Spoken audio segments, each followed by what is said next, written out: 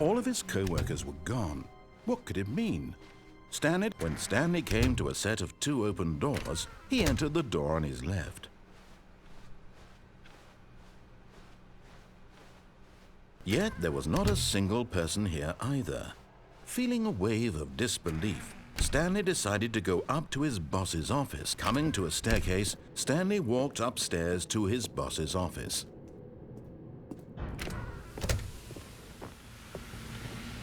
Here's the door, just go.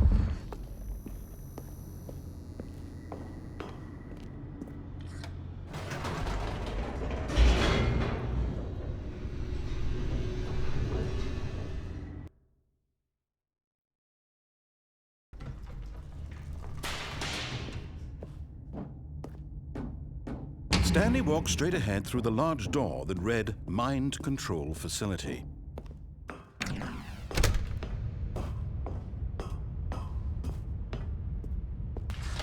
The lights rose on an enormous room packed with television screens.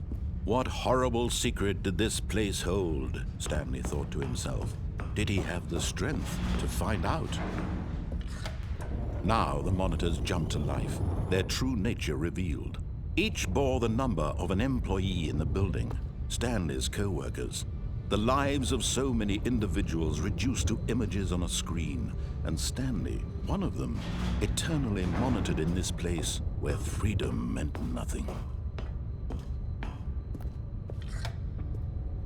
This mind control facility, it was too horrible to believe. It couldn't be true. Had Stanley really been under someone's control all this time?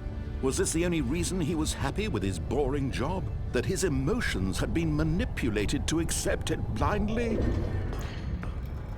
No, he refused to believe it. He couldn't accept it. His own life in someone else's control? Never! It was unthinkable, wasn't it? Was it even possible? Had he truly spent his entire life utterly blind to the world? But here was the proof, the heart of the operation. Controls labeled with emotions, happy or sad or content. Walking, eating, working, all of it monitored and commanded from this very place. And as the cold reality of his past began to sink in, Stanley decided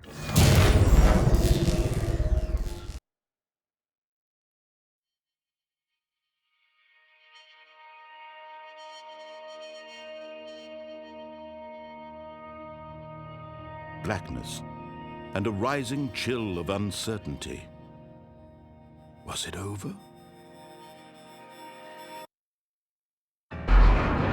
Yes! He had won!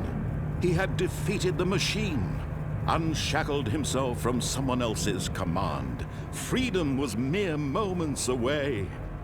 And yet, even as the immense door slowly opened, Stanley reflected on how many puzzles still lay unsolved. Where had his co-workers gone? How had he been freed from the machine's grasp? What other mysteries did this strange building hold? But as sunlight streamed into the chamber, he realized none of this mattered to him, for it was not knowledge or even power that he had been seeking, but happiness. Perhaps his goal had not been to understand, but to let go. No longer would anyone tell him where to go, what to do, or how to feel. Whatever life he lives, it will be his. And that was all he needed to know. It was perhaps the only thing worth knowing.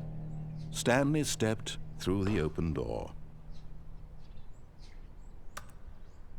Stanley felt the cool breeze upon his skin, the feeling of liberation, the immense possibility of the new path before him. This was exactly the way, right now, that things were meant to happen. And Stanley was happy.